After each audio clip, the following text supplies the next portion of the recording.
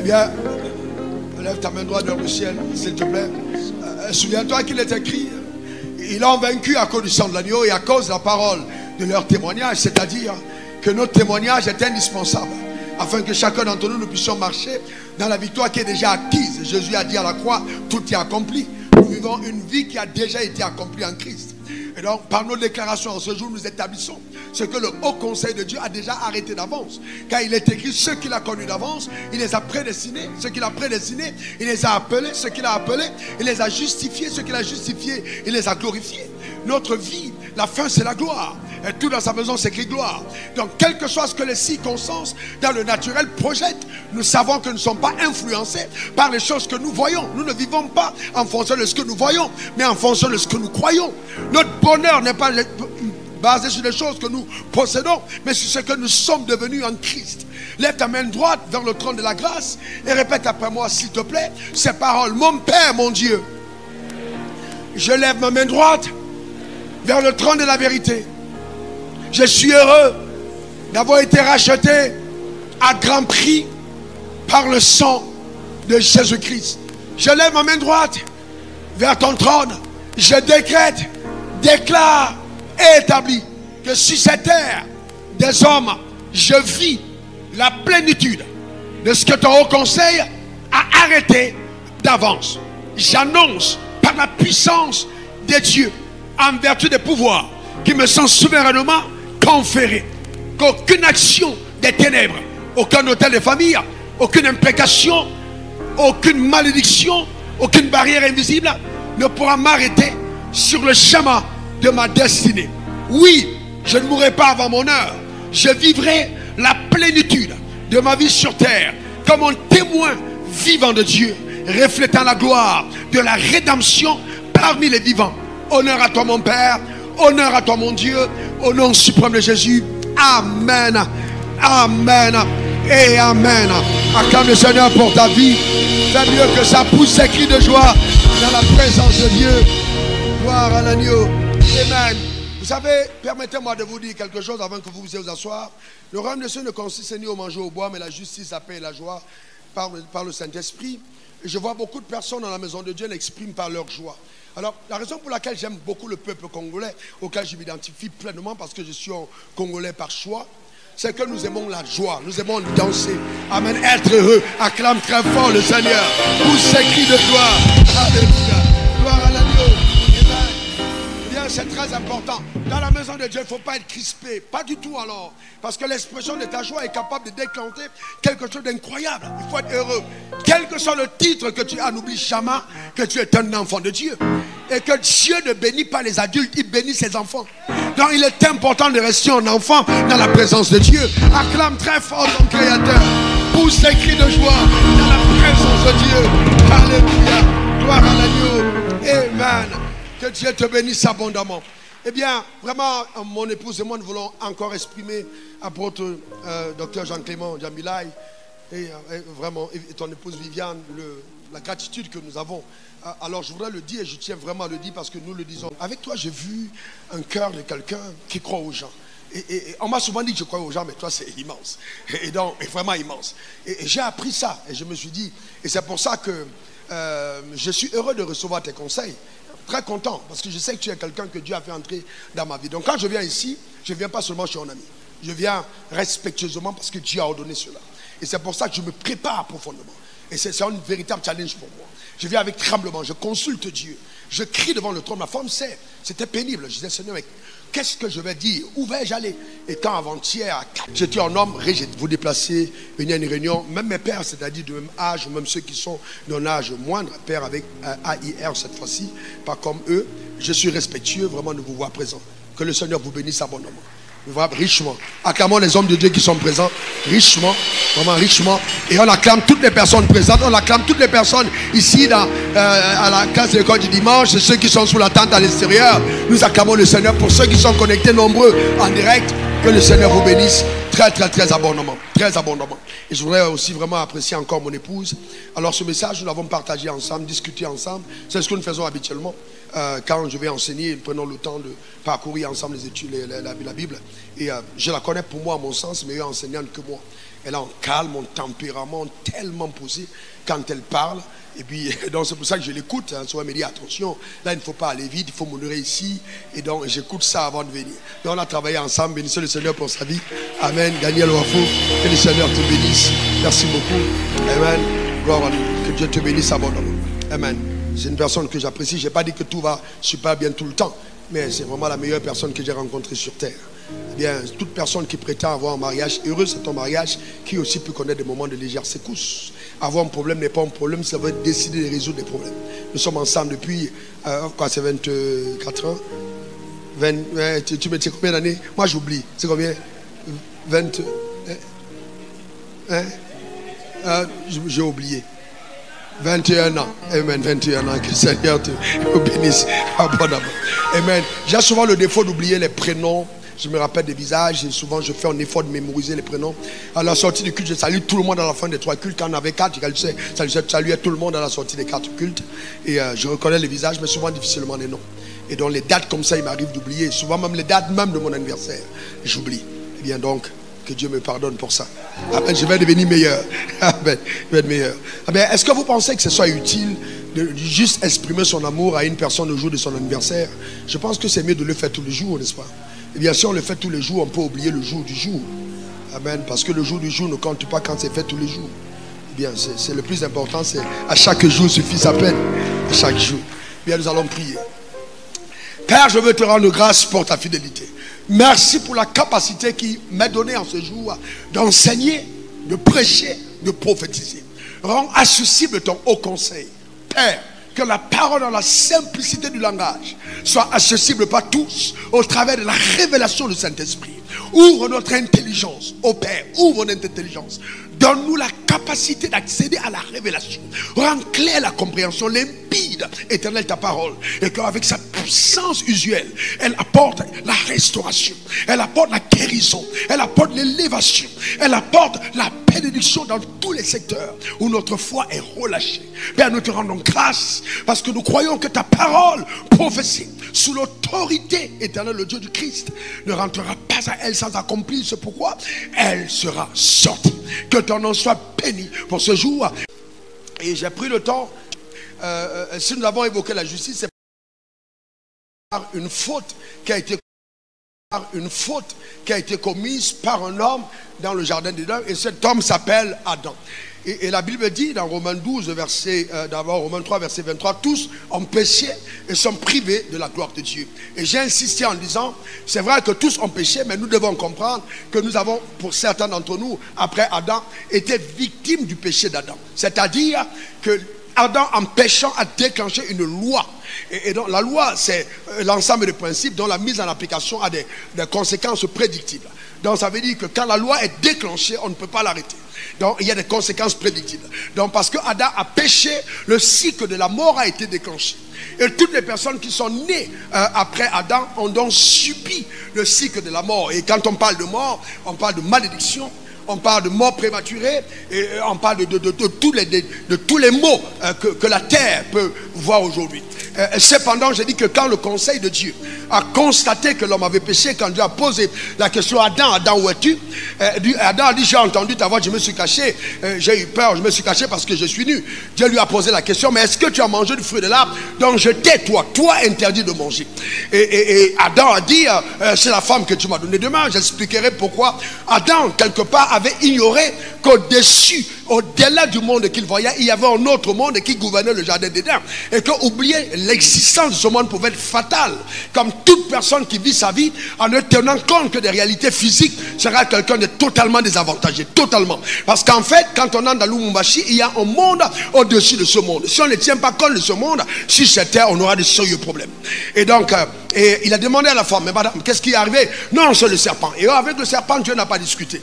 Il a jugé que s'il n'a pas discuté avec Lucifer dans sa présence à la montagne de Sion, alors qu'il a jeté par terre afin que les rois le voient, ce n'est pas ce jour-là dans le jardin d'Éden qu'il aura un discours avec le diable. Il n'a dit pas de discours. Il dit au serpent, puisque tu as fait ça, ok, voici ce qui va se passer. Voilà, je mettrai inimitié entre toi, entre ta sémence et celle de la femme, et la sémence de la femme écrasera ta tête et tu lui mordras le talon. Et j'ai dit que cette parole était prophétique. et n'engageait aucun homme, parce qu'aucun homme n'a parlé au serpent, et que c'est Dieu qui a parlé au serpent. Donc cette parole relâchée par Dieu au serpent était clairement intentionnel et prophétique. Donc Dieu s'engageait à relever les hommes et à redonner à l'homme la domination sur la puissance des ténèbres. C'est pourquoi il fit un vêtement de peau qu'il a revêtu sur l'homme. Genèse 3 verset 21, il a couvert sa nudité. Et là nous comprenons ce que la Bible dit, l'amour couvre une multitude de fautes. Donc Dieu a couvert la nudité de l'homme. Quand Lucifer a péché, Dieu l'a propulsé de son trône. Il a chassé, il a donné pour demeure éternelle l'enfer. Mais quand l'homme a péché, Dieu a couvert sa nudité, comme s'il prenait parti pour la personne qu'il a créée à son image, selon sa ressemblance. C'était clair et net, clair et net. Et donc quand le sang a coulé, demain on reviendra dessus, c'était l'expression d'une alliance qui avait déjà été programmée prophétiquement au ciel pour permettre la rédemption de l'homme. Cependant, cette rédemption n'était possible que par l'effusion du sang. Mais tous les sangs de la terre avaient déjà été contaminés. Alors Dieu devait trouver une solution extraordinaire pour permettre au sang sans péché de couler à la croix pour que l'homme soit racheté. Et on a vu hier qu'il y a eu un stratagème intelligent.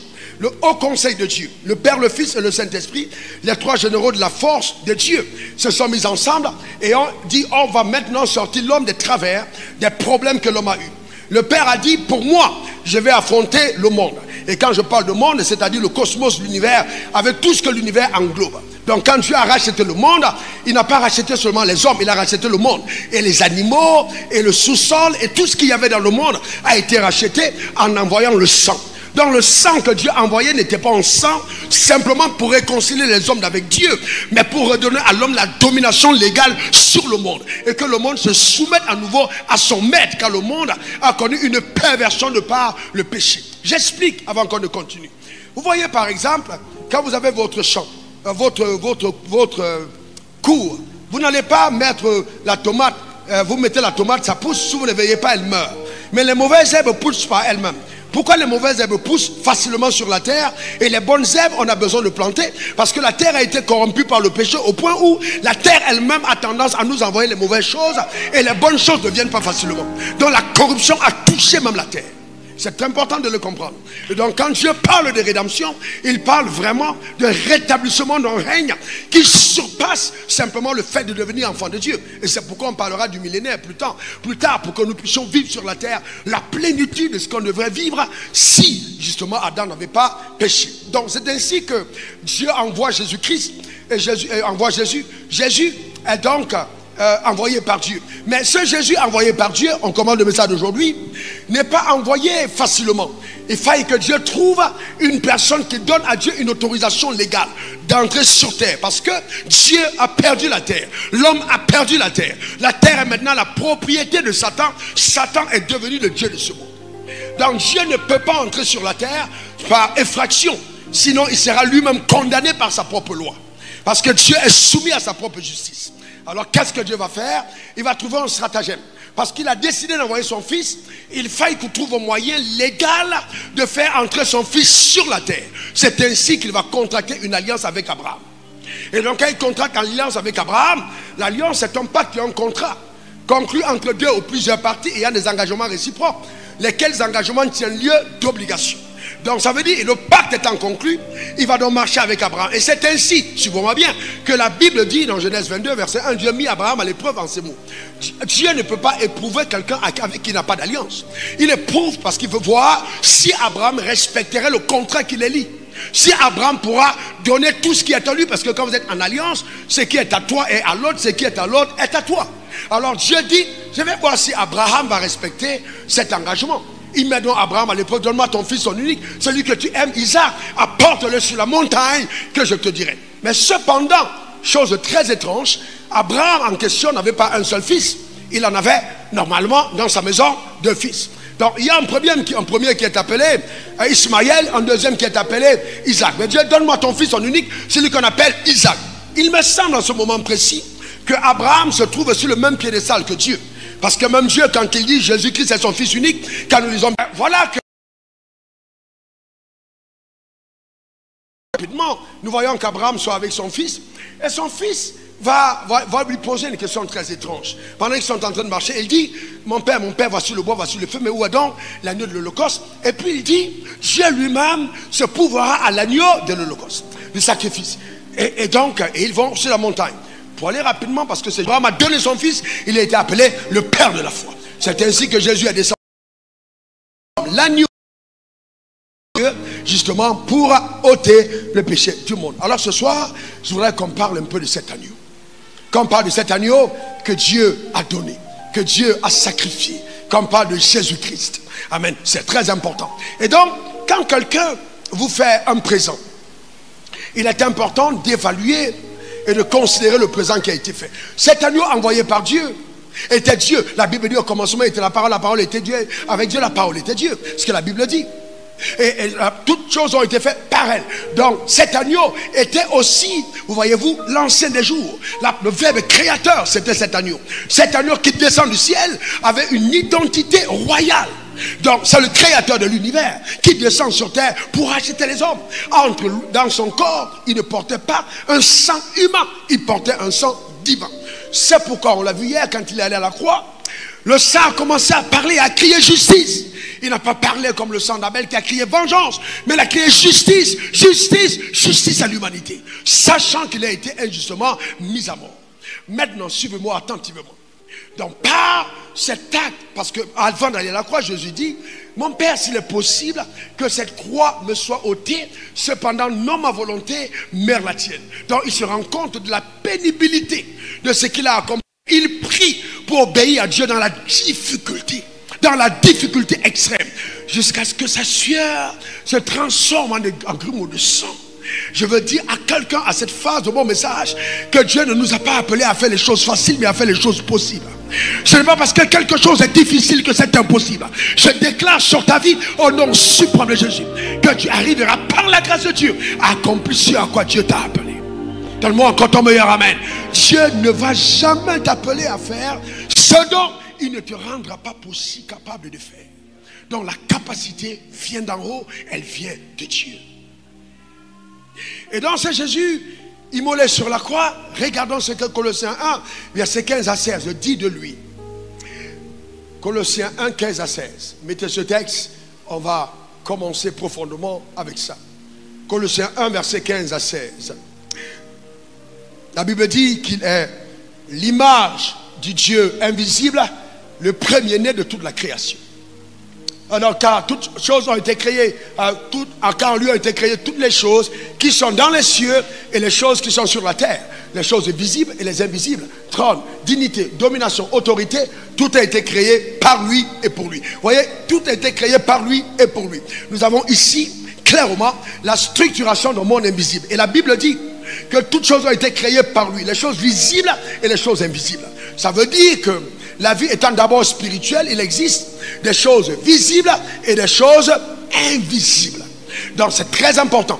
Et en parlant du règne spirituel, mettez le tableau que je vous ai donné si c'est possible. Donc, il y a deux mondes. Il y a le monde invisible et le monde visible. Et dans le monde invisible, il y a le monde divin et le monde satanique, le monde invisible divin, chef justement de ce monde. Donc là on a les trônes. On a ensuite la dignité, on a la domination, on a les autorités qui constituent dans le monde spirituel divin. Cependant, Jésus-Christ est le chef de ce monde spirituel. Donc quand on parle de trône, on parle là de ces trônes qu'occupent les anciens vieillards.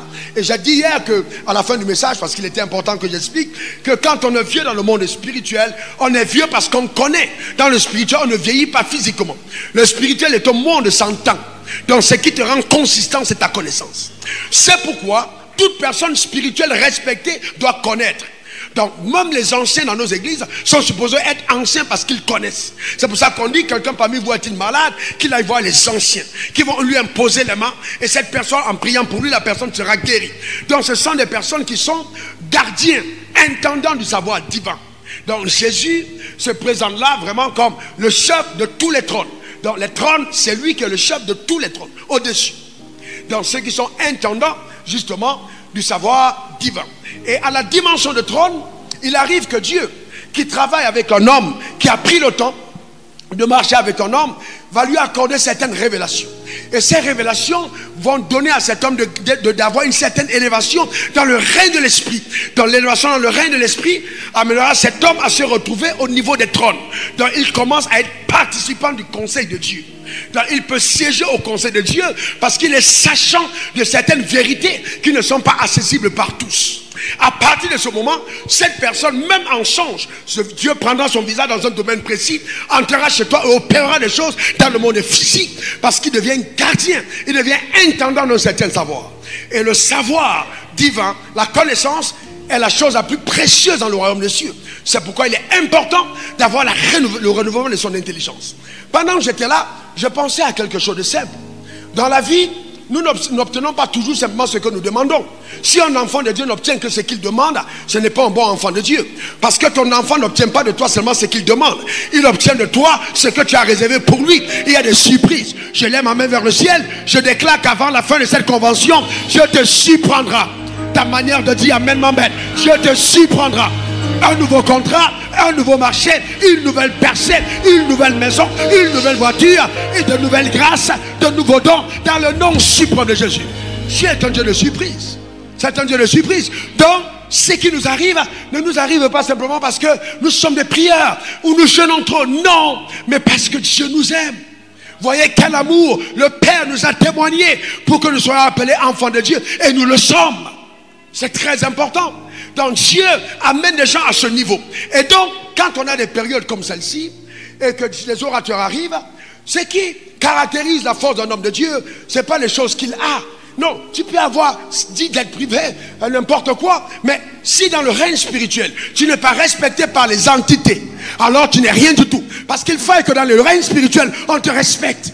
C'est-à-dire, comme la Bible dit, on n'a pas à lutter contre la chair et le sang, mais contre les dominations, contre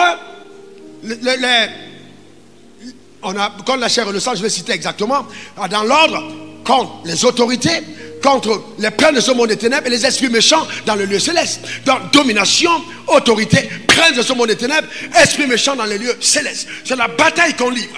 Donc, un homme de Dieu n'est pas homme de Dieu parce qu'il a porté un costume. Non, c'est sa capacité quand il arrive quelque part à soumettre les entités. C'est-à-dire, quand il entre, on sait qu'il est arrivé. Donc, les dominations qui sont sur la place, qui contrôlent la zone, prennent note de ce qu'il y a quelqu'un qui est arrivé. À partir de ce moment, amen, les choses bougent dans le règne spirituel. Ton argent ne peut pas faire ça, mais ton autorité en Christ, par la révélation, t'amène à cette dimension. Donne-moi ton meilleur amen. Donc, nous ne sommes pas parce qu'on possède, on est parce qu'on connaît et qu'on est connu. Parce qu'on connaît et qu'on est connu, pas du monde physique, mais du monde de l'esprit. C'est très important, parce qu'on nous connaît le règne spirituel. Donc, si j'habite un quartier et que les prostituées continuent de garer, de venir arrêter les clients à côté de ma maison, je peux ordonner clairement que dans la rue, la prostitution cesse. Et les esprits responsables de la prostitution vont s'éloigner de mon périmètre. C'est pour ça que je n'arrive pas à comprendre comment un enfant de Dieu dira: oui, les sorciers ont atterri sur mon toit. Tu es capable de demander l'interdiction de traverser ton ciel, afin que les sorciers contournent ton ciel. Parce que celui qui est en toi est le chef de toute domination, de toute autorité. C'est lui qui commande. Ta manière de dire amen m'embête. Donne-moi ton meilleur amen. C'est pourquoi il faut laisser les sorciers jouer leur rôle. Laissez-les jouer leur rôle. Comment sauras-tu que tu es puissant s'il n'y a pas confrontation de puissance? S'il n'y a pas confrontation de puissance, on ne saura jamais exactement d'où tu tires ta puissance. Donc laissez-les jouer leur rôle. Jamais la lumière ne brillera si on le connaît, il n'y a pas de ténèbres. Donc la présence de l'adversité est vraiment propice à la révélation des fils de lumière. On ne devrait pas avoir peur. Jamais avoir peur. Vous aurez des tribulations dans le monde, mais prenez courage, j'ai vaincu le monde. C'est très important que nous le comprenions. Donc, Jésus est parti sur la croix. Et sur cette croix, il est important qu'on comprenne ce qui s'est passé. Donc nous voyons, nous avons vu le train dignité, domination et autorité. Revenons maintenant, parce que je ne savais pas que vous deviez mettre le tableau. Monde spirituel satanique. On verra les dominations, on verra les autorités. Voyez-vous, demain j'explique parfaitement et on va vraiment un très bon moment demain. Le monde spirituel, le monde spirituel satanique. Est-ce qu'on peut avoir le tableau rapidement? Si vous pouvez montrer, ce sera bien. Non, continuez. Ok, d'accord. Si vous ne retrouvez pas, parce que là vous allez perdre des gens dans la compréhension.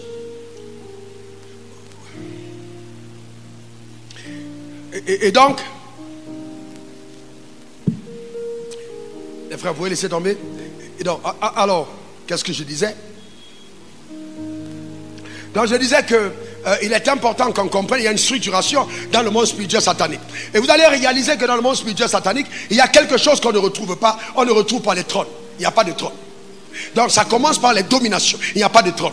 De deux, vous voyez, ça commence par la domination, ensuite l'autorité, et après l'autorité, on trouve les princes de ce monde des ténèbres, et en plus on trouve les esprits méchants. Pourquoi il n'y a pas de trône? Parce que chez Satan, il n'y a pas de savoir. Le savoir, il est la seule personne qui possède ce savoir. Il n'a pas partagé avec les autres. Et c'est pourquoi, partout où vous arrivez, quelqu'un va vous dire, j'étais premier ministre chez Satan. Tout le monde vous dit, j'étais premier ministre, parce qu'il est un menteur. Il n'y a pas de connaissance de lui. Donc il n'y a pas de trône. Et ensuite, on n'a que les dominations, des puissances qui contrôlent les zones. Mais quand Dieu a créé la terre, la domination légale, c'était l'homme. Il a donné à l'homme la capacité de régner sur la terre. Et quand on parle de la puissance de Dieu, quand on parle des dignités, dans le règne spirituel, les dignités dans le monde de l'esprit sont là pour que le nom de Jésus soit respecté dans toutes les sphères. C'est-à-dire sur la terre et dans toutes les galaxies. Même les exoplanètes, les planètes qui n'ont pas de lien avec le soleil, le nom de Jésus est élevé partout dans l'univers. C'est un nom puissant. Donc quand quelqu'un présente ce nom, il faut qu'il sache que ce n'est pas ta voix. Derrière ce nom, il y a des dignités. Ils sont là quand le nom est cité, pour s'assurer que dans les galaxies, ce nom soit respecté. Donc quand il prononce Jésus, il respecte, il régule l'ordre spirituel. Et donc quand tu l'as compris, frères et sœurs, il n'y a plus beaucoup de gymnastique à penser que c'est parce que tu as trop crié que Dieu intervient. Non, tu mets en action la mouvance d'une puissance par le nom de Jésus. Donc tu n'as pas besoin forcément de dire Jésus, Jésus, Jésus, Jésus, 3 heures. Non, tu as juste besoin d'avoir la révélation de toutes les puissances qui se mettent en branle quand tu cites ce nom, de quelle autorité tu parles. Et que quand on a les gens qui tombent sous l'onction, le fait d'être possédé, c'est la plus petite catégorie des démons. Donc la possession, c'est les esprits méchants. C'est la plus petite catégorie. Donc cette dimension-là, ils habitent les corps. Mais quand on arrive au niveau des princes, quand on arrive au niveau des autorités, quand on arrive au niveau des dominations, voyez-vous, ils ne pénètrent pas encore. Ils n'ont pas besoin de pénétrer ton corps. Quand ils arrivent à Lubumbashi, les princes mettent en marche une stratégie. Nous allons communiquer à l'église un mensonge commun. Premièrement, on va faire croire à toutes les personnes qui vont à l'église que le bonheur commencera au ciel. Et cette prédication n'est pas prêchée par un marabout. Il est prêché par un prédicateur qui a été sous l'influence d'un prince de ce monde des ténèbres. Jésus a dit, si la lumière qui est en toi est ténèbres, combien grandes seront ces ténèbres? Ça veut dire que je peux tenir le micro avec l'onction de Dieu et je prêche les ténèbres. Parce que le prince de ce monde des ténèbres a corrompu mon message. À partir de ce moment, je deviens plus dangereux qu'un démon qui a possédé un homme. Parce que je suis un collabo du diable avec l'onction de Dieu. Quand je dis par exemple que Dieu va te punir avec la maladie, que Dieu te bénira au ciel, ça paraît un beau message, mais c'est un message totalement infecté par les princes de ce monde des ténèbres. Quand je dis à quelqu'un, c'est parce que tu jeûnes beaucoup, toi sanctifié, que Dieu va t'élever, Dieu va t'élever. Quand je le dis, je pense dire un bon message, mais je suis en train de réduire au silence la voix qui parle par le sang de l'agneau. Alors le prince de ce monde des ténèbres entretient ce qu'on appelle la religion pour maintenir les hommes dans l'esclavage et la domination par les autres hommes. Il n'y a pas de liberté, il n'y a pas de liberté, il n'y a pas de liberté.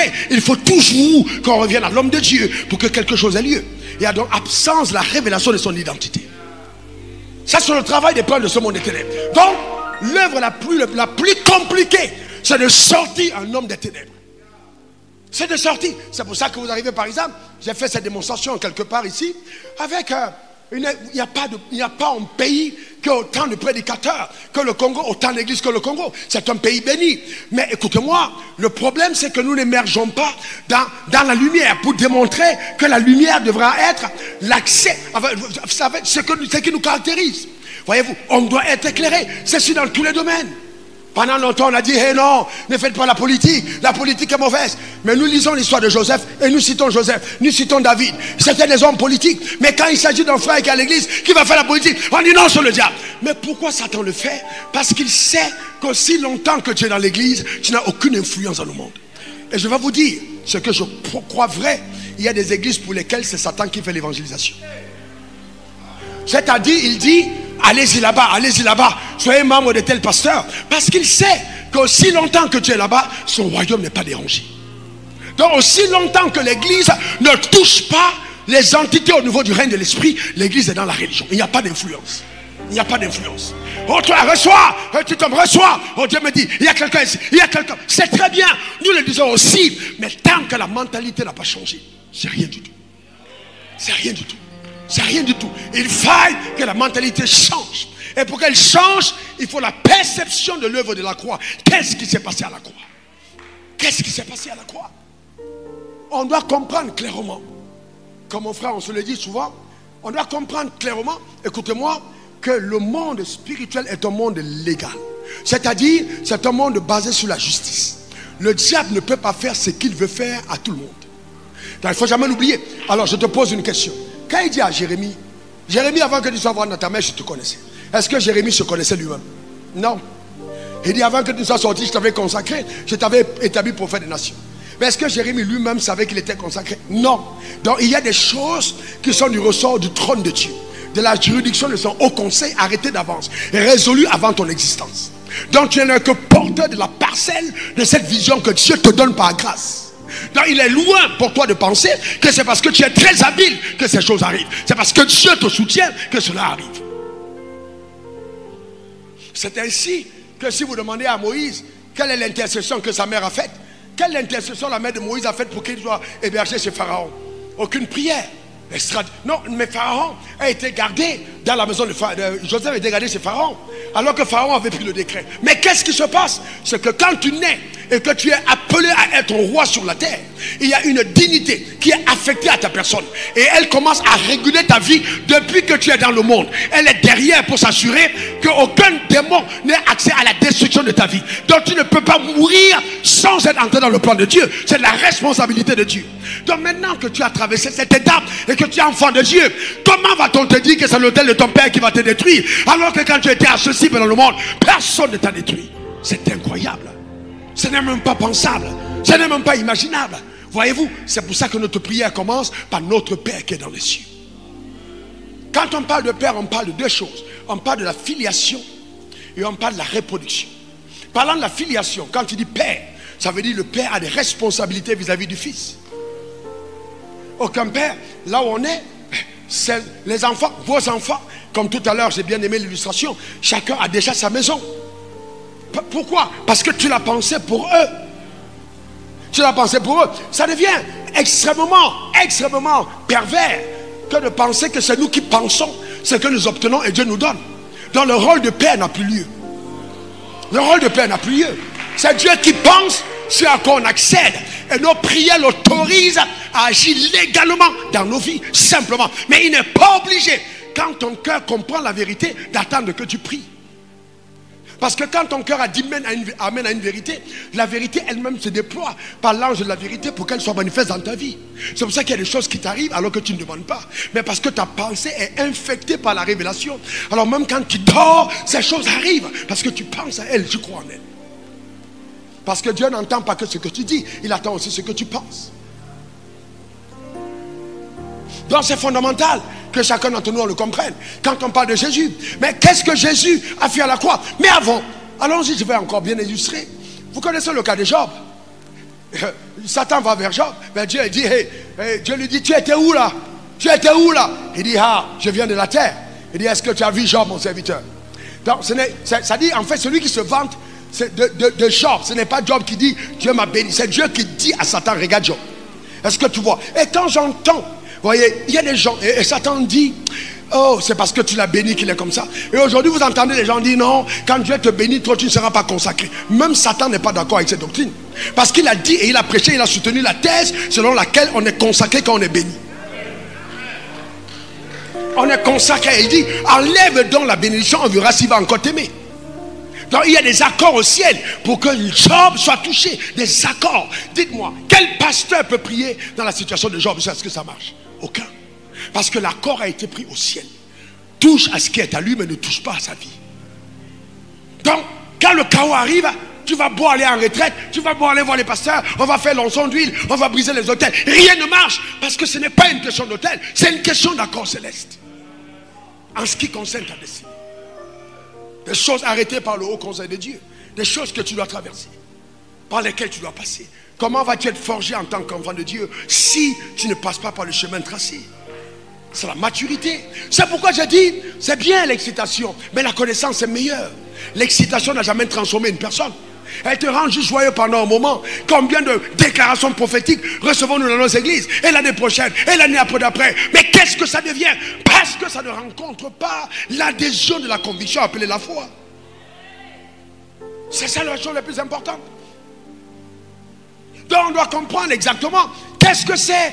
Alors qu'est-ce qui s'est passé à la croix? On verra cette chose précieuse sur la passée à la croix. Regardons Colossiens 2 versets 12 à 14. Qu'est-ce qui s'est passé? On viendra dessus demain. Faites passer quand on va expliquer le rôle du sang, le rôle du nom et le rôle de la parole. Ok? Alors c'est Colossiens 2 versets 12 à 14. Colossiens 2, regardez ce qui est écrit. Colossiens 2 versets 12 à 14. Ouais. Ce qui s'est passé à la croix. La Bible dit,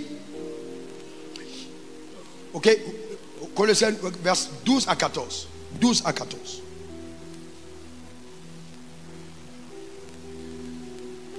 Les gars, je vous donne les versets avant. Comment vous prenez autant de temps? Ok. 12 à 14. Ok. La Bible dit, Colossiens 2, verset 12 à 14. Ayant été enseveli avec lui par le baptême, vous êtes aussi ressuscités en lui avec lui, par la foi en la puissance de Dieu qu'il a ressuscité d'entre les morts.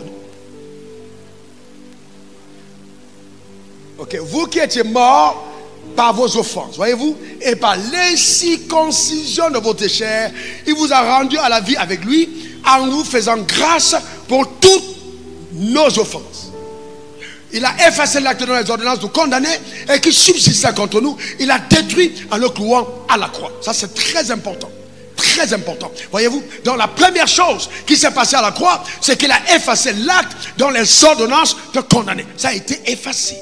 En d'autres termes, même si le tribunal de Dieu ou quelconque tribunal veut statuer contre toi, l'acte dans les ordonnances de condamner a été effacé. Donc à l'absence du code pénal ou du code civil, il n'y a pas de rendu de décision.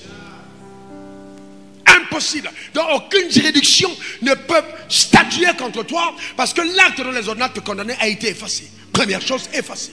Totalement. Totalement effacé. Donc, ne viens pas rappeler à quelqu'un, oui, tu sais, il y a telle chose que tu as fait. D'ailleurs, quand on était jeunes, on nous disait, oui, vous allez, quand tu vas arriver au ciel, on va voir ta vie et on va montrer quand tu avais 6 ans, à 12 ans, 12 ans, à 15 ans. Je vais te dire ce qui va se passer. On va montrer ta naissance et puis en certain moment, blackout. On dit, mais qu'est-ce qu'il y a? Cette partie-là a totalement été effacée. Le ciel refuse de s'en souvenir. Parce que Dieu dit, cette partie, mon sang l'a nettoyée et je ne vais plus jamais en faire part. Tout ce qui a été fait avant là, je ne tiens pas compte parce que mon sang l'a nettoyé et l'a totalement effacé. Toute personne qui te rappelle cette partie de ta vie est ton complice de Satan. Parce que le ciel ne s'en souvient même pas. Le ciel ne s'en souvient pas. Il a effacé.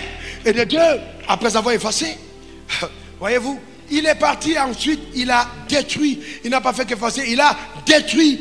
Il a totalement détruit. Il a détruit cet acte.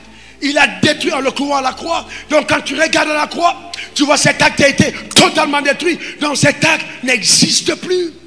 Totalement n'existe plus. Et de 3, il t'a fait grâce de toutes tes offenses. Oh, ça c'est fort. De toutes tes offenses. Alors ma question est, pour les théologiens et les sachants, ces offenses en question sont-elles les offenses passées, ou les offenses présentes, ou les offenses futures? Je veux une réponse cohérente. On dit toutes les offenses. C'est quelle offense, grand homme? Alors, il t'a fait grâce des offenses passées, présentes et futures. Donc, en d'autres termes, quelle que soit l'offense que tu as devant le trône de la grâce, le pardon a déjà été accordé. Alors, le pardon a déjà été accordé. Mais d'où vient-il que nous sommes constamment en train de nous souvenir des offenses pour lesquelles nous avons demandé pardon? Ce n'est pas l'œuvre de Dieu, c'est l'œuvre de Satan qui est l'accusateur des frères et qui n'a même plus, attendez, il n'a plus accès à Dieu comme autant de gens. Parce que quand Jésus est allé au ciel, Satan a été chassé. On a dit plus jamais on va te voir ici au ciel. Tu as entendu? C'est à cause d'Adam que tu as pris cette place. Donnez-moi rapidement, donnez-moi un fauteuil ici, donnez-moi un fauteuil, rapidement, montez avec une chaise, même la tienne, quelque chose de rapide, rapidement une chaise, merci, ok? Alors, imaginez, voici le trône sur lequel Adam siégeait au conseil de Dieu parce qu'il était l'ami de Dieu. Il siégeait au conseil en tant qu'ambassadeur sur la terre. La domination en charge de la terre.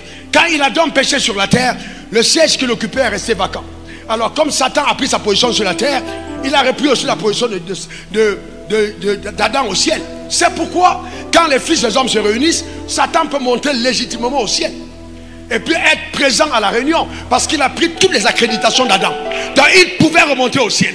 Mais quand Jésus, quand l'accord a été prononcé et que Jésus a été reconnu non coupable, tout accès au ciel a été interdit à Satan. On a dit tu ne monteras plus jamais ici. La Bible dit qu'il est descendu furieux, sachant qu'il lui reste peu de temps. Il ne peut plus jamais remonter au ciel parce que le trône est occupé aujourd'hui par les saints. Il ne peut plus monter. Donc toute accusation que Satan fera, c'est à ta conscience, plus jamais chez Dieu, parce que le cas qui te concerne chez Dieu a déjà été résolu. Il a reçu la rançon pour tes péchés. Donc écoute-moi bien, et ça c'est profond, je parle sous le regard de mes pères, c'est-à-dire simplement que si Dieu condamne la nouvelle création repentante, il est coupable de sa justice. Si Dieu condamne la nouvelle création repentante, il est coupable de sa justice, parce qu'il a reçu le sang de substitution, te permettant, tu vois, de rester dans la présence de Dieu. C'est pourquoi, quand tu vas au ciel, jamais le ciel ne reconnaît ta présence par ton visage. Jamais de la vie. Quand tu entres au ciel, on te demande quelle est ta carte, quel est ton code d'accès. Et quand tu brandis ton code d'accès, on voit ton nom, mais le visage c'est Jésus. On voit ton nom, mais le visage c'est Jésus. On voit ton nom, mais le visage c'est Jésus. On voit ton nom, mais le visage c'est Jésus. Alors comme le visage est parfait, même si le corps a un problème, on répond au visage et non au corps. Jamais un banquier t'a dit oui mais c'est toi, c'est ton nom, c'est ton visage, mais montre-moi ton dos. Il n'a pas le droit de voir ton dos. Il n'a pas le droit de voir tes pieds. Il n'a pas le droit de voir tes mains. Il a le droit de voir ton visage. Et le visage en question c'est Jésus. Et qu'est-ce que Satan essaie de faire? Il essaye de te faire penser que c'est ton visage qui est accepté. Jamais de la vie c'est ton visage. Jamais. Alors qu'est-ce que Jésus a fait à la croix? Il t'a réconcilié avec Dieu. Il t'a réconcilié avec Dieu. Il t'a accordé la paix avec Dieu. Aujourd'hui, Dieu n'est plus en colère contre toi. Jamais plus. Il est en colère contre toi. Jésus n'est pas en colère contre toi. Pourquoi Dieu n'est pas en colère contre toi? Parce que Jésus a payé le prix. Il a effacé. Après avoir fait grâce pour toutes nos offenses. Lève ta main vers le ciel et dis merci à Dieu. Dis merci à Dieu.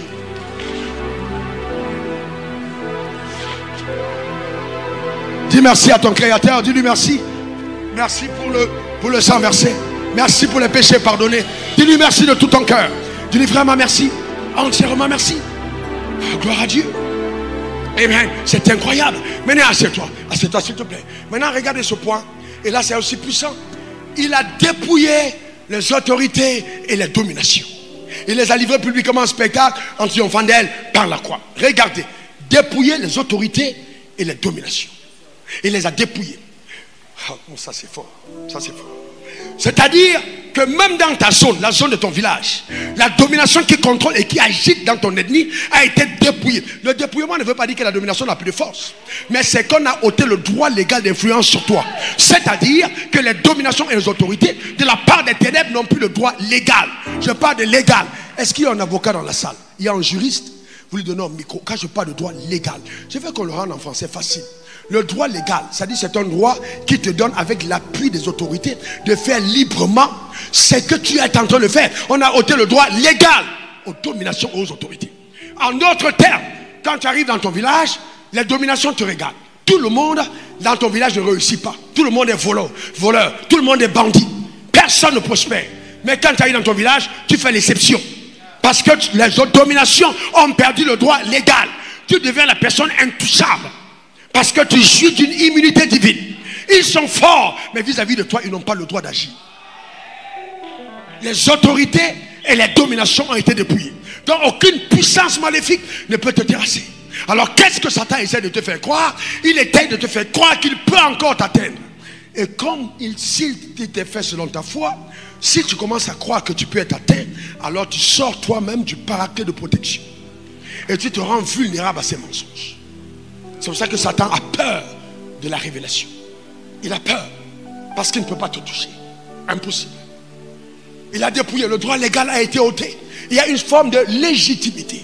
Ici à Lubumbashi, si un voleur arrive chez toi, est-ce que c'est à toi de veiller sur la sécurité des biens dans le secteur? Non. Il y a une police, il y a une gendarmerie, il y a des forces de l'ordre.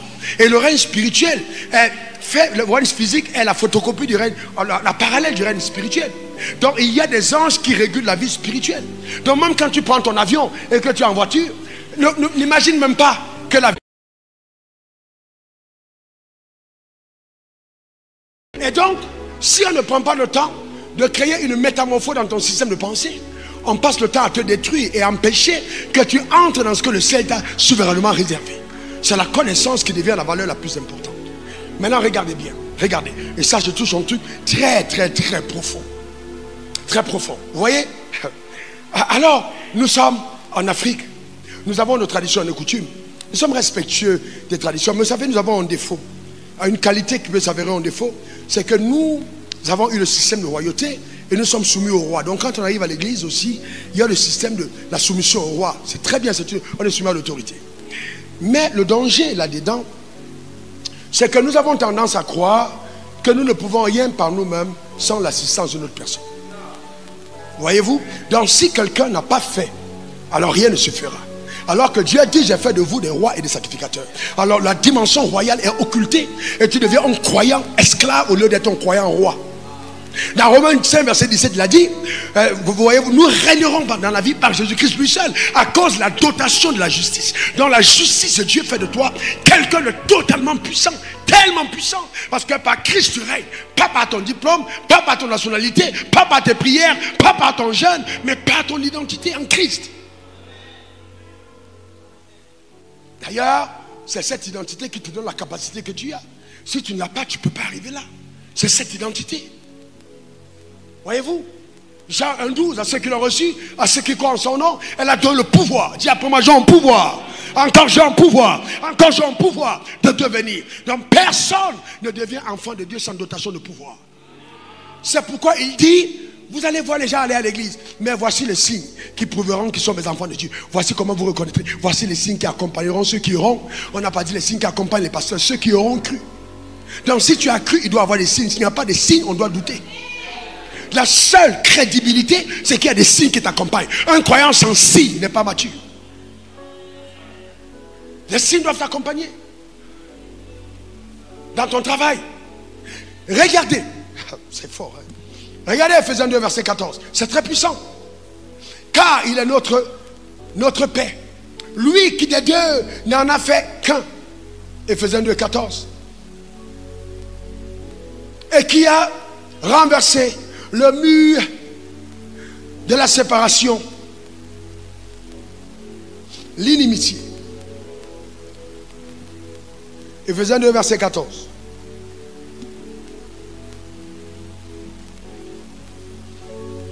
Ephésiens 2, 14.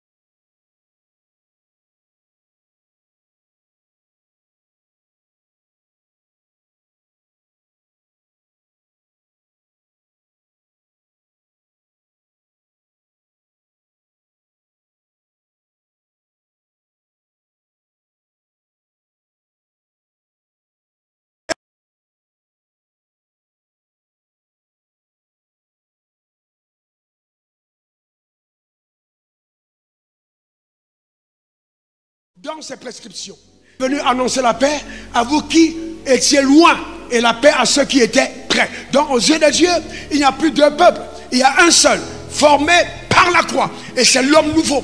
Donc si nous prenons le temps d'enseigner aux croyants ce que c'est que l'homme nouveau, on devait avoir une église extrêmement puissante. Donc on n'est plus puissant parce qu'on est juif, non, on est puissant parce qu'on est enfant de Dieu. Et j'ai des partenaires juifs, je leur dis, moi je suis plus respecté par Dieu que vous, parce que dans la chair Vous avez crucifié le Seigneur. Et toi, tu n'es pas né de nouveau. Mais moi, je suis né de nouveau. Donc, si aujourd'hui, quelqu'un veut parler au nom de Dieu, je suis mieux assermenté pour le faire. Donc, il n'y a pas de raison pour moi d'aller en Israël, taper ma tête sur le mur de lamentation en disant, Dieu, écoute-moi. Je n'ai pas besoin. Donc, même pas besoin de faire un voyage pour sacrifier quelque chose en Israël. Parce qu'ici même, à la nouvelle cité de David, le ciel est ouvert. Et quelque chose prendra place. On n'aura pas besoin d'aller loin. Je lève ma main vers le ciel. J'appelle dans ta vie la démonstration de la gloire. Au nom suprême de Jésus. Donne-moi ton meilleur amen. Dis encore amen. Parce que je suis l'homme nouveau. Je suis l'homme nouveau. Des sources de vie jaillissent de mon sein. Je suis réconcilié avec Dieu. Je suis en paix avec Dieu. Donne-moi ton meilleur amen. À partir de ce moment, la loi de la filiation entre en jeu. C'est-à-dire, Dieu s'engage à être responsable sur ma vie. Il s'engage à être responsable sur ma vie. Et la loi de la reproduction aussi est engagée. Je dois ressembler à Dieu. Aucun lion n'a d'enfant. Le petit du lion s'appelle le lionceau. Le petit du chien s'appelle le chiot.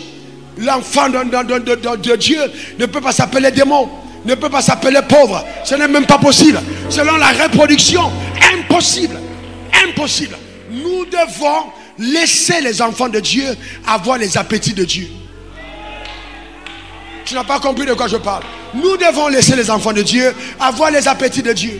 La raison pour laquelle les rois fuient nos églises, les hommes distingués fuient nos églises, c'est parce que nous prêchons un message qui est contraire à leur ADN. Alors que nous avons reçu l'ADN royal, ADN de la royauté, mais nous parlons en langage d'esclaves. Et quand ils arrivent à l'église, c'est pas qu'ils n'aiment pas Dieu, mais ils n'aiment pas le Dieu qu'on présente. Dans leur subconscient, l'ADN qui retentit n'est pas ce qu'ils voient à l'église. Et donc tout de suite, ils sont mal à l'aise.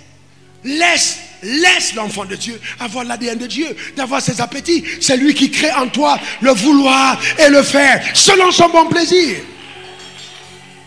Alors quand Dieu m'a accordé les 8 visitations que j'ai eues sur la prospérité de l'évangile, alors j'ai été très combattu par les frères. Très combattu. Je me souviens la première fois que j'ai roulé, c'était une Mercedes. Un pasteur aujourd'hui que Dieu a aussi béni, gloire à Dieu pour lui. Alors il m'a posé la question dans la voiture, est-ce qu'il est normal qu'un enfant de Dieu roule en Mercedes? Vous vous rendez compte? On était dans les années 2003, 2004. Est-ce que c'est normal qu'un enfant de Dieu roule en Mercedes? Alors comme si les bonnes choses de la terre n'appartenaient pas aux enfants de Dieu. Et le diable a réussi par le prince de ce monde des ténèbres à enténébrer notre évangile. Donc l'appétit de la réussite, de la grandeur, de la distinction, ce n'est plus dans notre ADN. Pourquoi? Parce que nous avons Dieu soupir avec, soit des dieux soupir avec, soit désireux de la pauvreté. C'est contraire à son ADN. Ton ADN est royal. Ton ADN est un ADN de distinction, un ADN élevé, un ADN d'excellence. Ça fait partie de ta génétique. C'est génétique, c'est en toi. Et c'est à la croix que cela nous a été accordé. Donc chacun d'entre nous devrait épouser cet ADN. Par la foi. Maintenant la foi c'est quoi? Je crois et je parle. Je crois et je parle. Je crois et je parle. Je crois et je parle. Maintenant, en ce qui concerne l'accomplissement de ce que j'ai annoncé, ce n'est plus de mon ressort. Tout ce que Dieu attend de moi, c'est que je crois et que je parle. Voyez-vous? Donc c'est ça le processus. Je crois et je parle.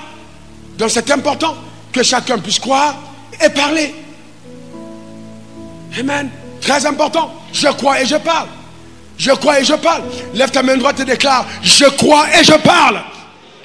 J'appelle à démonstration dans ma vie le règne de Dieu au nom suprême de Jésus. Dis amen 3 fois. C'est ton partage, le règne de Dieu dans ta vie. Tu crois et tu parles. Tu es devenu un enfant de Dieu. Donc personne ne pourra stopper cette évidence absolue. Tu crois et tu parles. Et dans le règne spirituel, tu as totalement changé d'identité. Le ciel ne te voit plus comme tu es. On te va revêtu d'une grâce particulière. Tu es un enfant de Dieu. Un enfant de Dieu n'est pas n'importe qui. Tu as été justifié. Comme si tu n'avais jamais commis de péché. Et cette justification prend racine dans ton être entier, ton esprit, ton âme et ton corps. Parce que Jésus n'a pas simplement justifié, mais il a racheté notre être en redonnant à notre corps la splendeur qu'il devait avoir. Notre âme et notre esprit. C'est pourquoi, avant d'aller à la croix, on lui a tendu le vin mêlé de fiel. Et la Bible dit, quand il a goûté, il n'a pas voulu boire. Pourquoi? Parce que c'était une drogue. Et s'il mourait crucifié en étant drogué, nos corps n'auraient pas été rachetés. Il fallait qu'il ressente la douleur du corps pour que les meurtrissures enlèvent et le sida et le cancer et toutes ces choses. Dans la douleur subie était pour affranchir le corps. À Gethsemane, il a dit, Père, Père, pourquoi m'as-tu abandonné? Il n'avait pas péché, mais son âme a été séparée d'avec Dieu pour que ton âme soit réconciliée avec Dieu. Il a racheté ton âme. Et à la croix, il s'est écrié, Eloi, Eloi, lama sabachthani, Père, Père, pourquoi m'as-tu abandonné? Parce que là, c'était la séparation de son esprit pour que ton esprit soit reconnecté. Donc personne ne peut te dire qu'il y a un problème dans ton être, parce que tu es racheté de façon tridimensionnelle. Dans ton esprit, dans ton âme et dans ton corps. Si Dieu a guéri ton corps, c'est parce qu'il veut que tu manges bien. Il veut que tu sois heureux sur la terre. Je déclare sur ta vie, au nom suprême de Jésus, que tu ne quitteras pas la terre sans avoir régné. Donne-moi ton meilleur amen dans le secteur de ton appel. Dis encore amen. Par la puissance de Dieu, la pleine autorité de Dieu régule ta vie sur terre pour que tu vives la plénitude de ce que le ciel t'a réservé. L'alliance parle plus fort que ta position. L'alliance parle plus fort que tes prières. L'alliance parle plus fort que ton jeûne. L'alliance parle plus fort que tout ce que tu peux faire. Dieu s'est engagé. Et ça, c'est puissant. Nous devons comprendre ce que la croix a été pour nous. C'est puissant. C'est puissant. Je ne peux plus me comporter et me tenir comme quelqu'un qui n'a pas été racheté par Christ. Je lui appartiens. Je suis son enfant. Dieu est responsable à mon égard. Totalement et pleinement. Donc être béni n'est pas une surprise. Un enfant de Dieu qui est béni pour moi, ce n'est pas une surprise. Non, non, non. C'est normalement la conséquence de ta filiation. Tu es devenu héritier de Dieu. Tout est à toi. Donne-moi ton meilleur amen. Eh bien frère, tu vas être là et puis tu es là, tu dis non, Seigneur, visite-moi, je vais aller en Belgique, je vais aller, je vois dans nos ambassades, les gars se font trop d'argent, parce que les gens veulent aller à l'étranger. Combien de personnes sont passées à côté de leur destinée parce qu'ils ont eu le visa?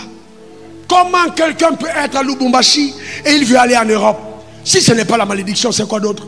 Le prince de ce monde des ténèbres a fait penser aux hommes que s'il partait à l'étranger, il réussirait. Alors que Dieu prend plaisir à te bénir là où il t'a placé.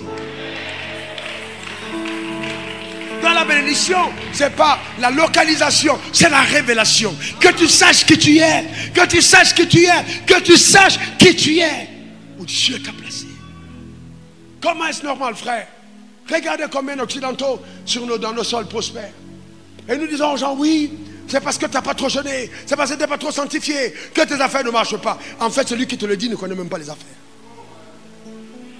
Parce que ces Indiens qui adorent 150 bœufs ou 150 animaux qui viennent prospérer ici, pourquoi ça ne marche pas chez eux aussi? Et tout le temps on dit non, Dieu va frapper le Congo, parce que les autorités ont péché, Dieu va frapper la Côte d'Ivoire, Dieu va frapper. J'ai dit les gars, arrêtons de maudire notre continent pour qu'il commence à frapper aussi l'Europe, qui frappe aussi ces gars-là qui sont des pédophiles. Pourquoi c'est toujours nous qu'on va frapper? On a des révélations. Non, le président a fait ci, Dieu va frapper. Écoutez, arrêtons les bébétillages. Ça peut être les affaires des bébés. Parce que Dieu n'est pas dans ce type de bébé. Il faut qu'on comprenne comment ça marche. C'est nous la lumière qui avons la responsabilité du Congo. Et on peut interdire à certaines dominations d'agir sur ce pays. On peut racheter ce pays en disant Satan, tu n'as aucun droit légal au Congo. Plie tes bagages et pars. Nous voulons voir l'émergence d'un nouveau Congolais selon le prototype divin. Donne-moi ton meilleur amen. Avec une nouvelle mentalité, avec une nouvelle manière de faire. C'est pas qu'on dit il y a culte, c'est 15h, les gens arrivent à 16h. Oh non, on est toujours en retard. Le Congolais est toujours en retard. Ce n'est pas l'homme nouveau. L'homme nouveau souffle comme le vent. On entend le bruit, on ne sait pas d'où il vient, on sait d'où il va. Tu es un homme nouveau. La mentalité doit changer. La mentalité doit changer. La mentalité doit changer. Oh non, moi je suis un bantou. Chez nous, un homme ne demande pas pardon à sa femme. Eh bien, la Bible n'est pas bantou. La Bible n'est pas bantou. La Bible n'est pas bantou. Et cependant aussi, la Bible n'est pas américaine. J'ai entendu un orateur dire, quand ma femme est fâchée, je ne sors pas. J'ai dit, mais ce gars, tu ne sors pas quand ta femme est fâchée, mais tu es un esclave. Parce que moi, il y a des moments, je sors, ma femme est fâchée, elle est fâchée, j'ai dit, ok, plie ton visage comme tu veux, après tu vas détendre. Je m'en vais. Parce qu'il faut faire attention.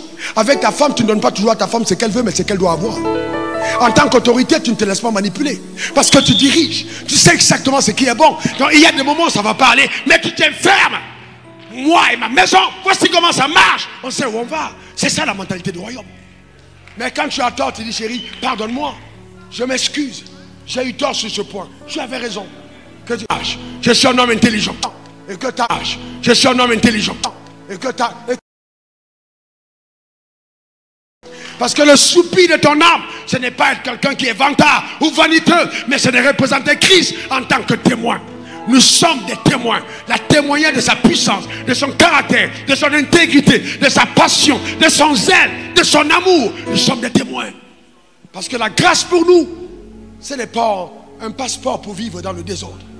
Mais c'est une prise de conscience de la nouvelle identité que nous sommes. On n'est pas n'importe qui. Frères et sœurs, je vais vous dire quelque chose de vrai. Jamais j'ai été dans le ministère et j'ai demandé 1 centime à quelqu'un. J'ai eu 25 $ de salaire en Côte d'Ivoire pendant 2 ans. Jamais je n'ai demandé 1 centime à quelqu'un. Et je me suis rendu compte que chaque fois que quelqu'un partait de l'église, parce qu'il prétestait avoir beaucoup d'argent, quelqu'un qui avait 10 fois plus que lui entrait pour le remplacer. Jamais de la vie. Je dis bien, quelqu'un qui avait 10 fois plus entre à l'église pour le remplacer. C'est l'œuvre de Dieu. L'œuvre de Dieu. Jamais de la vie. Jamais. On ne fait pas cette œuvre avec l'argent. On le fait avec la foi. On fait cette œuvre avec la foi. Pas avec l'argent. L'argent arrive, c'est vrai. Mais on fait avec la foi. Parce que nous savons que même si nos avoirs sont ôtés, le Dieu de nos avoirs est toujours avec nous. Il nous accompagne, il nous soutient. Voilà le type de personnes que nous sommes. Pas à trembler, pas à paniquer. Non, on reste stable dans notre système de pensée. Comment peux-tu être là et puis quelqu'un vient à l'église et puis bon, j'ai entendu un autre pasteur dire, quand cet homme n'est pas encore entré à l'église, je ne prêche pas parce que les offrandes de cet homme, c'est tellement considérable qu'il faut, quand il vient, mon onction augmente. Tu es un cupide. Tu es un cupide. Parce qu'il y a quelqu'un qui est assis à l'église qui pèse 15 fois plus que lui. Mais dont ta responsabilité, c'est de le bâtir et de l'élever. Écoutez-moi très bien. Si votre grâce n'attire que les hommes riches, vous avez un problème. Vous ne connaissez pas Dieu. Non, non, je vous reprends. Si ta grâce n'attire que les hommes riches, tu as un problème. Enfin, tu ne connais pas Dieu. Parce que la grâce que tu as doit attirer les pauvres. Les personnes qui n'ont rien. Les personnes démunies. C'est pour ça qu'on racontera ton histoire. On va raconter ton histoire. Écoute-moi très bien. On va raconter ton histoire. Lui, moi et nos pères ici, il y a des réunions, on était derrière. Personne ne nous connaissait. Mais Dieu avait un plan. Arrête de penser que tu es venu sur la terre accompagner les autres. Arrête de penser. Dieu a un plan pour ta vie. Tu es loin d'imaginer où Dieu va te conduire. Et la pire des erreurs qui arriverait en homme, c'est de mépriser quelqu'un parce qu'il n'a rien. C'est la pire des erreurs. Parce que vous ne savez pas que Dieu prend plaisir à cacher le riche dans le pauvre, le fort dans le faible. Dieu prend plaisir à dissimuler la grandeur dans la petitesse. Parce qu'il veut étonner les gens de ce qu'il fera. Après cette convention, après toi prendre une nouvelle dimension. Je suis d'accord avec le prophète qui a dit c'est un transfert. Oui, c'est un transfert. Dieu transfère quelque chose. Dieu fait quitter quelque chose de l'autel pour descendre sur ta vie. On racontera ton histoire. On parlera de toi à cause de la croix. C'est l'œuvre de la croix. C'est l'œuvre de la croix. Dis après moi, je ne suis pas venu sur terre accompagner les autres. Dis-le encore, je ne suis pas venu sur terre accompagner les autres. Déclare-le fortement, je ne suis pas venu sur terre accompagner les autres. Je crois que Dieu a un plan pour ma vie. On racontera mon histoire. Jésus n'est pas mort en vain. Son sang parle encore aujourd'hui. Et j'associe ma voix à la voix du sang. Je déclare qu'aucun hôtel, aucune barrière invisible, aucune limitation, aucun sort ne pourra m'arrêter au nom suprême de Jésus. Dieu est un grand Dieu. Dieu est un grand Dieu. Il a décidé de faire de ta vie un témoignage éloquent, une référence prophétique et contemporaine dans ta génération. C'est ce Dieu-là. C'est pourquoi sois la dernière personne à douter de toi-même. La dernière personne à douter. Laisse les gens douter. Laisse-les douter. Mais je veux te demander de faire une faveur. Fais la photo de toi aujourd'hui. Fais ta photo aujourd'hui. Filme ta maison. Prends la photo de ta voiture ou de tes chaussures que tu portes. Parce que dans 5 ans, quand tu raconteras ton histoire, les gens croiront que tu mens. Le Dieu qu'on sert est un Dieu incroyable. À cause de Jésus. À cause de Jésus. Et je suis venu dire à quelqu'un que Jésus n'est pas pauvre. Jésus n'est pas pauvre. Jésus n'est pas pauvre. Jésus n'est pas malade. Jésus n'est pas faible. Cette grâce est tienne. Donne-moi ton meilleur amen. Dis encore amen. Dis cette grâce est mienne. Encore cette grâce est mienne. Encore cette grâce est mienne. Que Dieu te redispose, te repositionne par sa puissance dans le nom suprême de Jésus. Amen. Frères et sœurs, je lutte avec ce témoignage depuis cet après-midi quand je parlais en langue. Vous savez, le Dieu qu'on sert est tellement incroyable. Dieu est incroyable. Je te dis la vérité. Il y a des choses que tu verras que tu n'as même pas imaginé que tu pouvais voir. Dieu te cache ton avenir pour ne pas t'amener, pour t'amener à avoir sommeil. S'il te montre ça aujourd'hui, tu ne dormiras pas. Je te garantis, ce que tu penses voir, c'est trop petit par rapport à ce qu'il te réserve. Le Dieu qu'on sert est puissant. Le Dieu qu'on sert est puissant. N'oublie pas que ta royauté n'est pas révélée par tes avoirs, mais par ton étoile. Et que Jésus a dormi à l'étable alors qu'il était le roi. Il dormait à l'étable. Jésus n'a pas prié, mais les biens sont venus le trouver à l'étable. Je lève ma main vers le ciel. J'appelle un signe prophétique, un clin d'œil du ciel sur ta vie. Que cette saison, quelque chose transite vers ta vie au nom suprême de Jésus. Ce qui a manqué à ta vie maintenant, reçois-la au nom suprême de Jésus. Ta manière de dire amen m'embête. Donne-moi ton meilleur amen. Dis encore amen. Frères et sœurs, écoutez-moi bien, écoutez-moi bien. Bien que le rachat ait été accordé par Dieu, l'ordre divin de l'accomplissement des promesses n'a pas changé. C'est-à-dire, quelque chose ce que le ciel pense pour un homme, il envoie un homme le dire pour autoriser la transaction légale. Parce que si Dieu fait descendre alors que la prophétie n'a pas précédé, il peut être accusé par la juridiction terrestre d'avoir volé le territoire où nous sommes appelés à régner. Donc Dieu ne m'envoie pas seulement comme un pasteur, mais comme un prophète, pour que je dise quelque chose sur ta vie. Et rien que ton amen sera la condition qu'il faille pour accéder à ce que le ciel t'a réservé. Je décrète le changement des dimensions au nom suprême de Jésus. J'appelle la nouvelle saison au nom suprême de Jésus. Que Dieu t'amène à un autre niveau, à une élévation de haut degré au nom suprême de Jésus. Une autre dimension de grâce. Les choses que l'œil n'a point vues, l'oreille n'a point entendu, qui n'est point monté au cœur de l'homme, que Dieu te l'accorde. Dieu est en train de lui dire qu'il y a 7 personnes dans cette salle à l'instant où je parle. Quelque chose touche ta tête. La sagesse de Dieu t'a conféré. La sagesse d'en haut. Reçois-la au nom suprême de Jésus. La sagesse, la sagesse, la sagesse, la sagesse, la sagesse, la sagesse. Par la puissance de Dieu.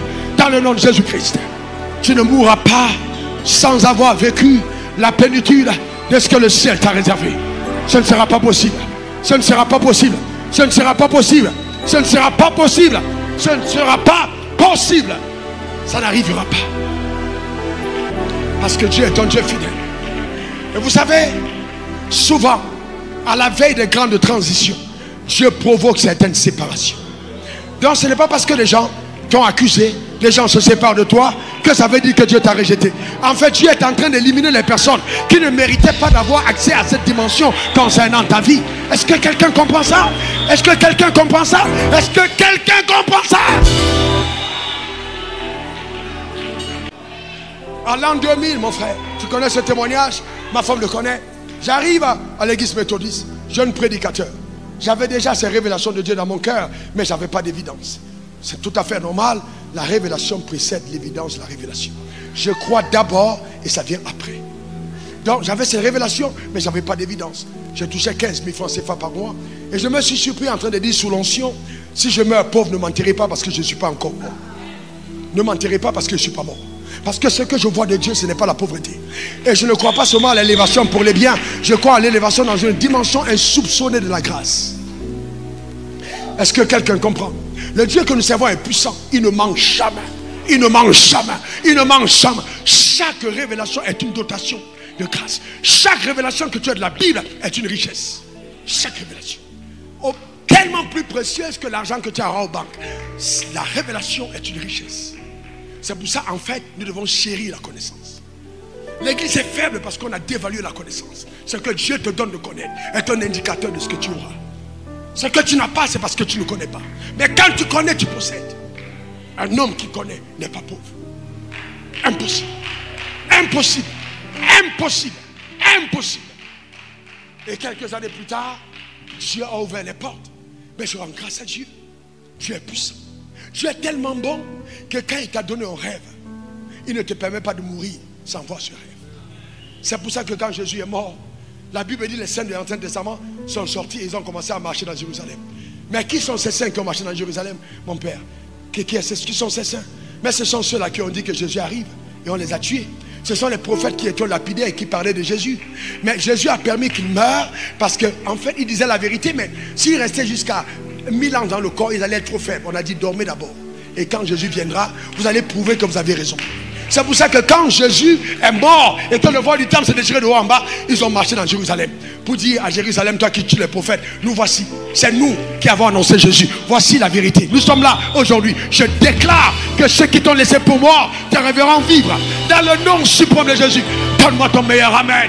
Dis encore amen. Dieu n'a pas terminé avec toi. C'est par la foi que ça marche. C'est par la foi que ça marche. L'autorité suprême est avec toi. C'est juste incroyable. C'est juste incroyable. Tu dois être la dernière personne à douter de ton avenir. La dernière personne. Ne t'ai-je pas dit que si tu crois, tu verras la gloire de Dieu. Tu verras la gloire de Dieu. Tu verras la gloire de Dieu. La gloire de Dieu. Et pour nous, c'est pas comme les autres. Ton témoignage, on le racontera. Tu sais quoi? Oh, c'est vrai qu'on parle de Lazare. Il a fait 4 jours dans la tombe. Mais il n'est pas plus fameux que Jésus qui a fait 3 jours. On parle du fils aveugle de Nain. Il est ressuscité aussi, mais pas comme Jésus. Ce qui fait la beauté de Jésus, c'est qu'il a annoncé ce qui allait venir. Il a dit, moi je te lance un défi. Il n'a pas fait 4 jours comme Lazare. Il a fait 3 jours. Mais il est le plus fameux de ressusciter. Donc vous voyez pourquoi il l'a annoncé avant. Dans les choses que tu dis avant, les choses que tu annonces avant, alors que tout le monde pense que tu es en train de blaguer, ils feront ces choses. Ils ne mourront pas sans voir ces choses. Arriver dans ta vie, donne-moi ton meilleur amen. Et c'est pour ça, frère, réunis ta famille ce soir. Organise une fête peut-être demain soir. Et on te demande qu'est-ce qu'il y a. Tu dis, je suis roi. Tu dis, je suis roi, c'est tout. On demande qu'est-ce qu'il y a. Tu dis, je suis venu fêter ma royauté. Je suis venu fêter ma royauté. J'ai focus sur Jésus. Je viens célébrer. Demandez à ma femme. Ce sont des choses qui m'arrivent. Vous savez, rend malade le diable. Je me sape en 3 pièces à minuit. Et je sors dans mon salon. Tout le monde se demande, mais il part où? Je ne vais nulle part que dans mon salon. En 3 pièces. Et je commence à danser à la gloire de Jésus. Je danse alors que je suis en plein problème. Je danse et je célèbre la grandeur de Dieu. Tu sais pourquoi? Parce que Satan ne connaît pas ce que tu penses. Et ne donne jamais à Satan l'occasion de penser qu'il t'a atteint. Si quelqu'un croit qu'il dise Amen. Ah non. Donne-moi ton meilleur Amen. Amen veut dire ainsi soit-il. Ton meilleur Amen. Non. Donne-moi ton meilleur Amen. Amen. Que quelqu'un dise Amen. Amen. Que quelqu'un dise Amen. Amen. Je suis racheté par Jésus. Amen. Une nouvelle création. Amen. La main de Dieu est sur ma vie. Amen. Papa, c'est Dieu. Amen. J'ai un héritage en Jésus-Christ. Amen. C'est de moi que Dieu parlait à Abraham. Amen. La puissance m'a localisé. Amen. Je mène une vie de bénédiction. Amen. La grâce de Dieu m'a localisé. Amen. Quelqu'un donne son meilleur. Amen. Quelqu'un donne encore son meilleur. Amen. Amen veut dire quoi? Amen veut dire ainsi soit-il. Amen. Et ceci simplement parce que tu es Nouveauté en Christ. Amen. Je suis une nouveauté. Nouveauté en Christ. Amen. Je suis l'homme nouveau. Nouveauté en Christ. Amen. Un simple africain. Nouveauté en Christ. Je Amen. ne suis pas simplement congolais. Nouveauté en Christ. Amen. Je suis une nouveauté. Nouveauté en Christ. Mon Amen. nom est dans le livre de vie. Nouveauté en Christ. J'ai Amen. la vie de Dieu à moi. Nouveauté en Christ. J'ai Amen. le pouvoir de Yahweh. Nouveauté en Christ. Amen. L'autorité de Jésus. Nouveauté en Christ. Amen. Celui qui croit, qui danse. Nouveauté en Christ. Amen. On y va.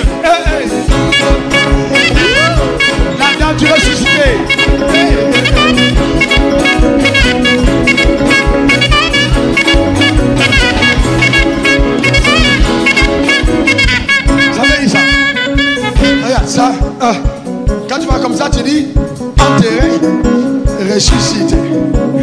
Enterré, ressuscité.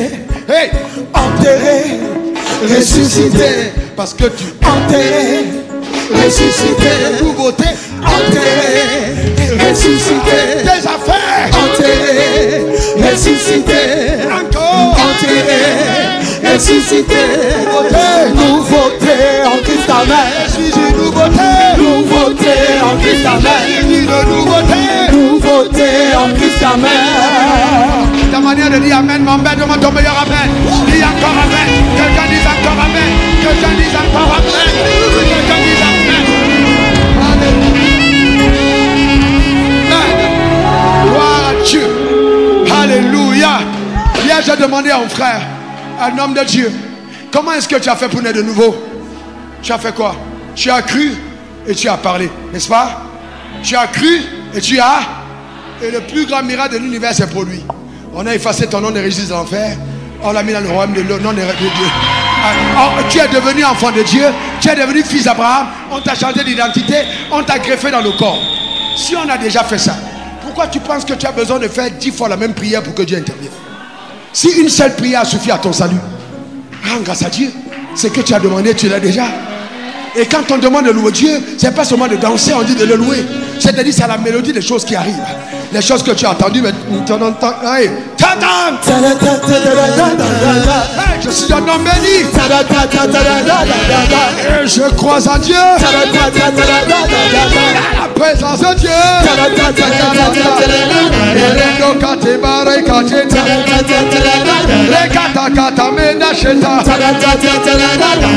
Enfin, dis-moi. Comment veut-on comprendre ce que tu vas arriver, ce qui va arriver dans ta vie? Un homme comme toi, tu n'es pas allé à l'école. Tu n'as pas fait de grandes études. Et puis soudainement, le Saint-Esprit te touche et tu commences à parler une langue.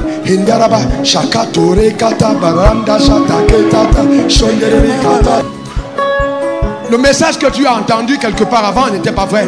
Mais quand tu parles en langue, tu dis à Dieu. Quand il dit tu as entendu? Seigneur, s'il te plaît, débarrasse-moi de tous les mensonges que j'ai entendus. Que les princes de monde n'aient pas raison sur mon intelligence. Accorde-moi la révélation de ta pensée. Parce que je sais que Jésus est vraiment mort pour moi. Amen. Tu ne sais pas ce que tu dis, mais tu es en train de parler des choses selon la pensée de Dieu.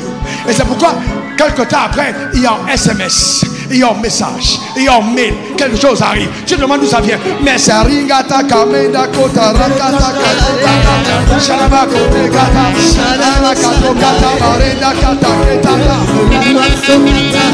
Que Dieu bénisse ton âme. Acclame très fort pour Jésus-Christ. Pour ces cris de joie. Pour ces cris de joie. Pour ces cris de joie. Pour ces cris de joie. Au nom suprême de Jésus. Amen. S'il te plaît, une prière de 2 minutes. Lève ta main, s'il te plaît. Vraiment avec le respect de tous les pères que nous avons dans la salle, en vertu des pouvoirs qui nous sont conférés sous l'autorité de l'apôtre le docteur Jean-Clément Jambilay. Répète après moi ces prières. Mon Père, mon Dieu, je te rends grâce pour ta parole. En ce jour, je te dis merci pour ce que j'ai entendu. Accorde-moi la révélation de ta parole, qu'elle demeure dans mon cœur. Oh Dieu, donne-moi de saisir la plénitude de l'œuvre de la croix. Merci, car tu as effacé l'acte dont les ordonnances me condamnaient. Tu as détruit cet acte. Tu m'as fait grâce de toutes mes offenses. Tu m'as accordé ta vie. Tu m'as adopté dans la famille royale. Tu m'as donné ton autorité. Tu m'as destiné au règne sur la terre des hommes. Je reçois par la foi tout l'héritage qui est rattaché à ma filiation. Et je déclare sur ma vie, Père du Congo, écoute la parole de l'Éternel. Sur toi le sang de Jésus s'est versé et a servi de libation. Je te demande, livre-moi tes meilleurs fruits, accorde-moi ta richesse. Sur toi je domine.